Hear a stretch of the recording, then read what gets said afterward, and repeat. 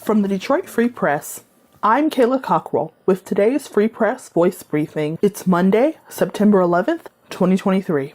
Hi, I'm Bill Leitner at the Detroit Free Press talking about gun buybacks. Those are events where police let you turn in any kind of gun for cash or a gift card. The goal? Getting guns out of circulation. But last year's buybacks in Oakland County probably won't be held again. Not after a gun rights group requested to know all the guns involved and the IDs of those who turned them in. When cities ducked the request for that info, legally filed under the Freedom of Information Act, the gun group sued. Hey, that's intimidation, protested one Oakland County official who said he was going to kill his plan for more gun buybacks. Yet a spokesman for the gun group said, "We're not trying to intimidate. We actually don't oppose buybacks."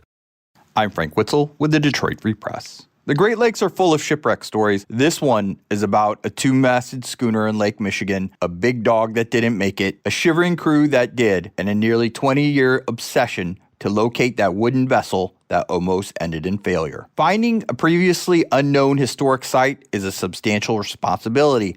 Wisconsin historian Brendan Baloyd recently wrote about finding the Trinidad, which sank in 1881. He added that the shipwreck site, which he and fellow historian Bob Jayak found in July, is remarkably intact. Shipwrecks are more than artifacts from the past, preserved in cold water. They tell the stories of loss and survival and give us a glimpse of what life was like years ago. They also are objects of obsessions by historians, who spend years chasing obscure clues to solve a mystery. Baloyd's story, which was published earlier this month in ShipwreckWorld.com, started nearly 20 years ago with a database of all known vessels lost in Wisconsin waters. Trinidad, the historian said, was a candidate for discovery because after it went down, the crew gave a clear description to reporters of where it sank. On top of that, Baloyd said, few had searched for the ship, which meant it probably was well preserved. From there, Baloyd began searching news articles, the first drafts of history, from the 1800s about the ship, about it being built, its launch, and its final hours. Baloyd also looked for other documents at the National Archive. He studied shipping lanes. And then, 2 years ago, he and Jayak went looking for it with sonar.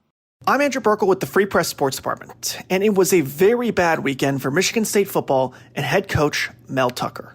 No, it wasn't because of what happened on the field. The Spartans actually looked fairly impressive in taking down FCS opponent Richmond on Saturday. But in the hours after, it quickly became clear the university had yet another disaster on its hands. In a USA Today exclusive story, the flagship paper for the Free Press's parent company, Brenda Tracy, a prominent rape survivor and national activist, accused Mel Tucker of sexual harassment and masturbating on a phone call without her consent. Tucker and Tracy began building a relationship in 2021 when she visited the school to try and help change the culture at Michigan State around sexual assault. Now, there are a lot of details to this story, all brilliantly laid out in an article on our website. But essentially, after taking some time, Tracy decided that she needed to do something about Tucker's alleged inappropriate behavior and filed a complaint with the school's Title IX office. The school conducted an investigation, and there's a final hearing scheduled for the week of October 5th, which is Michigan State's bye week. After the story broke, MSU called for a press conference on Sunday afternoon, where athletic director Alan Haller and interim president Teresa Woodruff announced Tucker is suspended effective